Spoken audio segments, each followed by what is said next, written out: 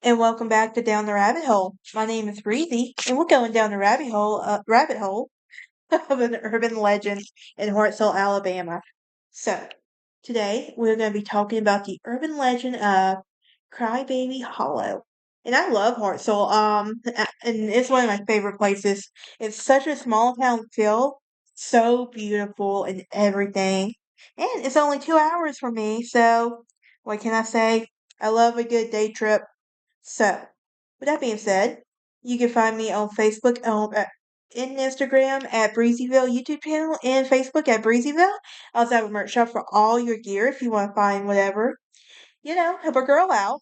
If you're new here, hit that like button, ring that bell for notifications, and subscribe.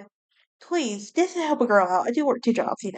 Um, but anyway, excuse the lighting situation. I am in my living room. I'm also binge watching New Girl, and that sun is being very, what's the word I'm looking for? Difficult?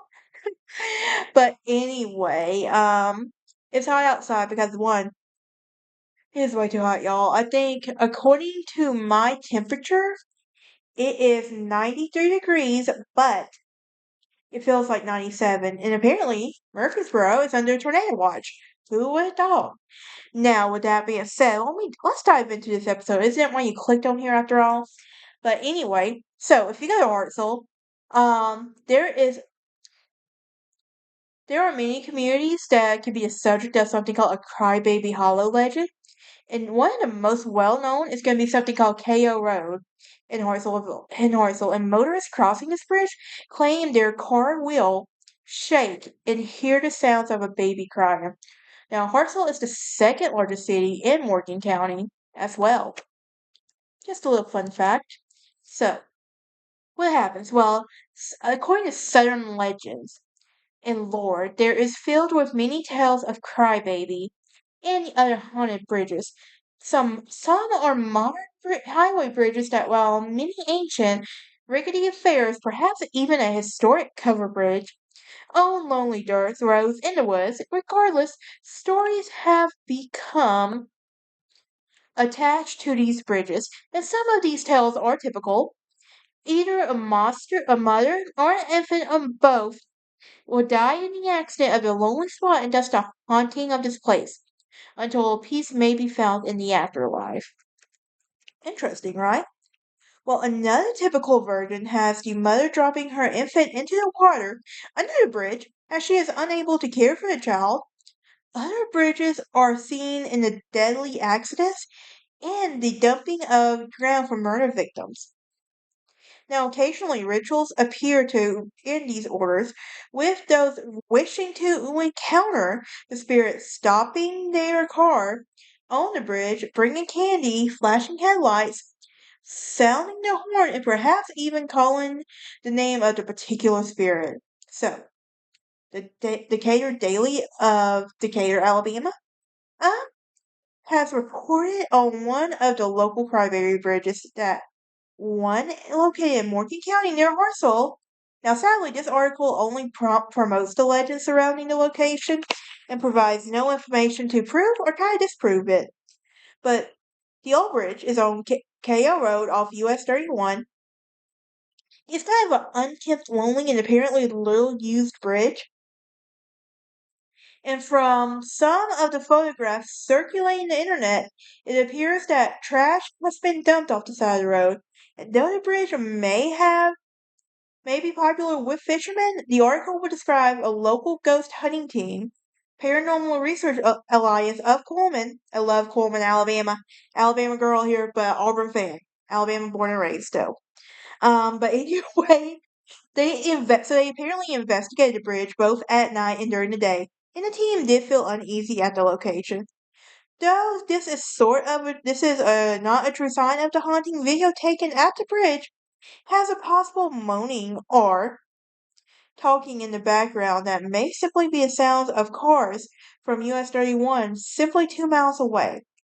Now, otherwise, the team did not capture any inconclusive evidence that they may be paranormal activity at this area.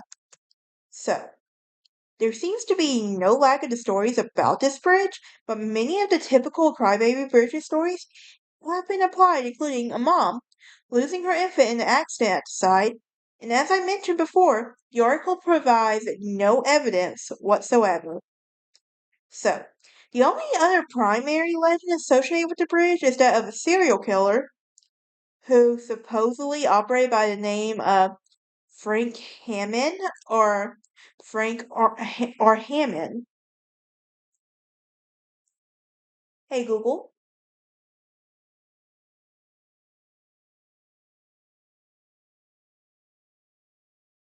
Hi, how can I help? make a note for Frank Hammond or Hammond. Saved your note. That's gonna be a true crime episode, possibly.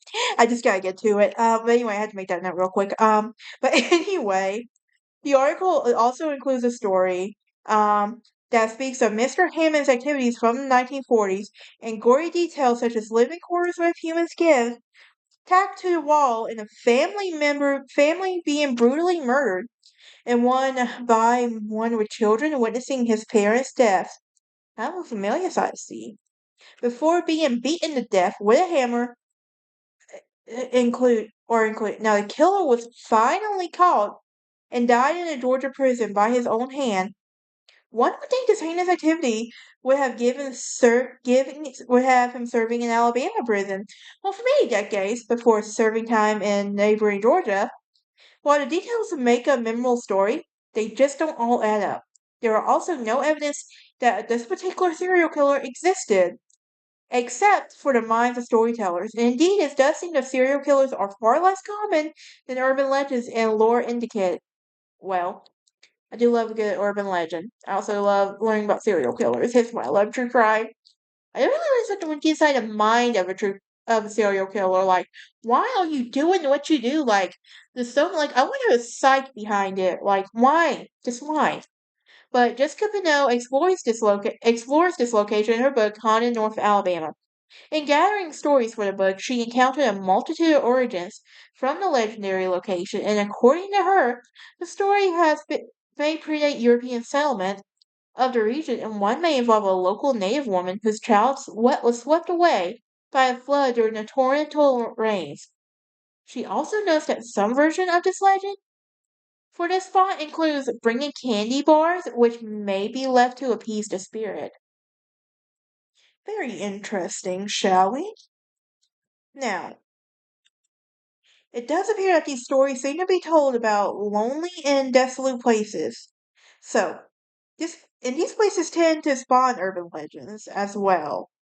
Um, Now, is there any activity at this old Virgin KO? Um, I am very curious. Like I said, I was born and raised in Alabama my whole life. The last 8 years, I lived in Coleman, Alabama, the Coleman, Alabama area, and I loved it. I met so many great friends and family there. So if y'all are listening, hi, I love y'all. But anyway, yeah. What do y'all think? I will see y'all next time. Y'all have a great day, and try and stay cool out there. I know it's hot. It's 80s out there right now. But yeah, I'll see y'all again.